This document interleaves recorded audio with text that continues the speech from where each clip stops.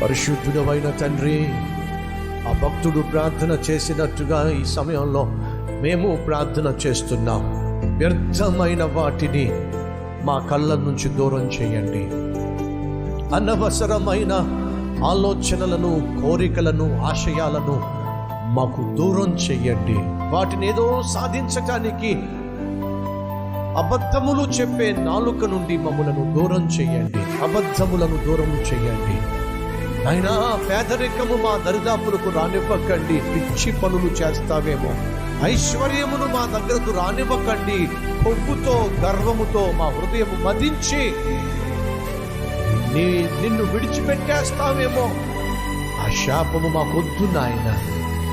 అల్లిగి ఉన్న దానిలో తృప్తి మాకు దయచేయండి. కట్టుకోవడానికి వస్త్రాలు ఇవ్వండి, తినడానికి తిండి ఇవ్వండి, ఉండడానికి ఒక నీడ ఇవ్వండి.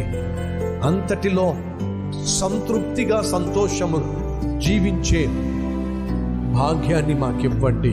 ఫలితంగా ఈ భూమి మీద బ్రతికిన 3 నాళ్ళు సుఖ సంతోషాలతో, శాంతి సమాధానముతో వర్ధిల్లే బ్రతుకు మాకివ్వమని యేసు నామం పేరట ఈ ప్రార్థన సమర్పిస్తున్నాము తండ్రి.